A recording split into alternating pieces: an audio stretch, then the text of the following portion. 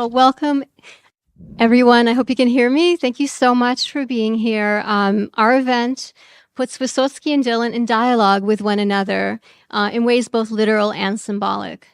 We'll look at the work of these artists side by side and seek to understand what made these musicians so meaningful in their time and place, and why their art continues to resonate in new ways today. In doing that, our goal is to keep dialogue alive between those who love Dylan and those who love Vysotsky. We in Russian Studies are grateful to be bringing to our campus scholars who will highlight the connections between Vysotsky and Dylan and the common ground that their listeners share. And the Russian musicians who will speak with our students and play alongside musicians from our local community as part of an institution dedicated to learning. We hope this event will help our guests and participants learn from one another. The songs of Dylan and Vysotsky are culturally specific, and our speakers will illuminate these unique contexts for us. At the same time, music itself can be a universal language, connecting people across borders, speaking to their desire for harmony and their shared humanity. Our panels will get us to think about how the songs of Vysotsky and Dylan brought inspiration, solace, and hope to their listeners in troubled times. And our concerts will let listeners come together to connect with the experience of audiences from long ago, and to discover how the work of Vysotsky and Dylan sparks the creation of music and nurtures community today.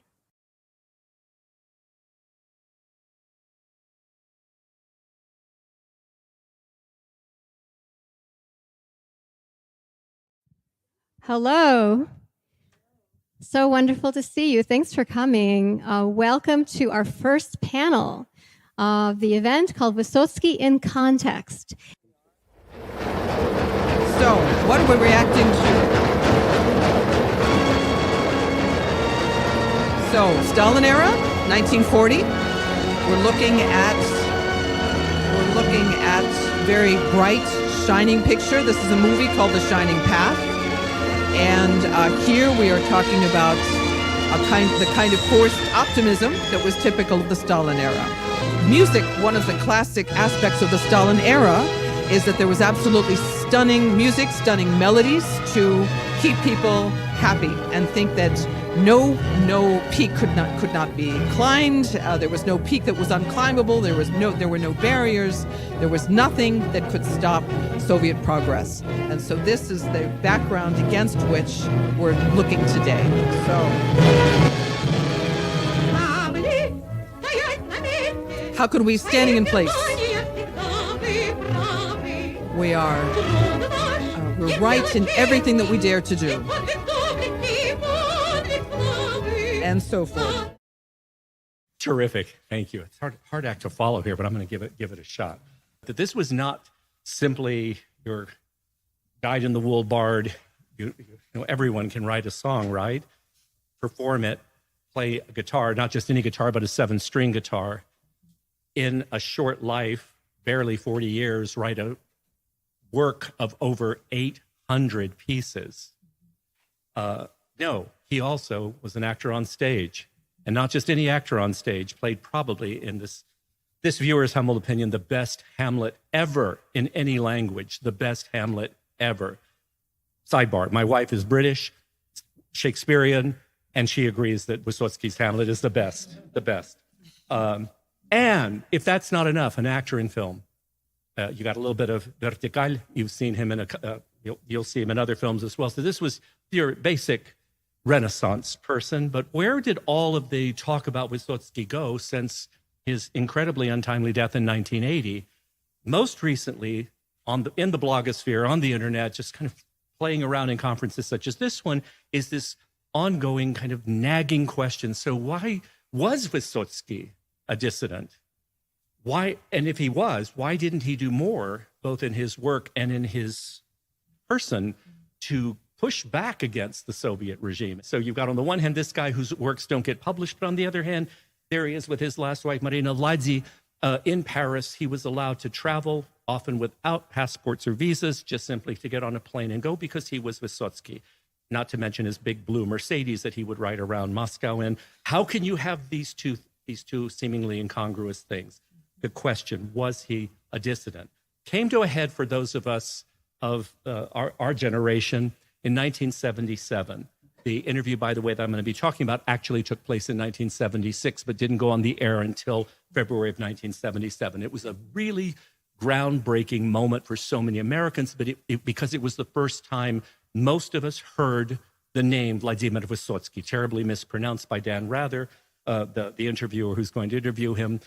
But it was Rather, to his credit, on the television show 60 Minutes, who first actually broaches the idea to Vysotsky. So here you are, this political performer, and you're in the United States.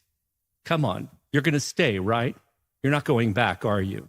Very provocative question. I want to just play just a tiny bit of this bit of the interview. Perhaps I'm wrong. I would think that those who lead the Soviet Union might be a little wary of letting you out of the country. Are they not? I mean, do they not concern themselves with that? They're not worried about you at all? Ну почему? Ну что вы, я уже четвертый. No, why?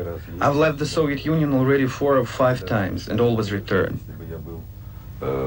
It's even funny, because I think if I was that kind of person that they were afraid of letting out of the country, we'd be having quite a different interview than we are having now.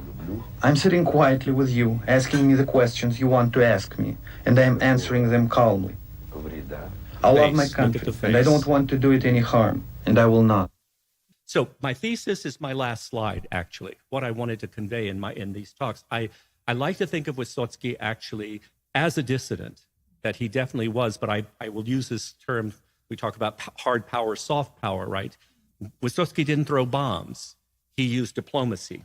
He used person-to-person contact. He used his music, his song, his acting to be a soft dissident. And I like the comparison with a number of Soviet writers of the so-called Shestidesiatniki and even those before him, such as Boris Pasternak, who did not actually refuse to leave, even on Brezhnev's imploring, you should leave the Soviet Union. You should go, really. If you're going to go get that Nobel Prize, we don't want you to be associated with the Soviet Union. Go. He didn't.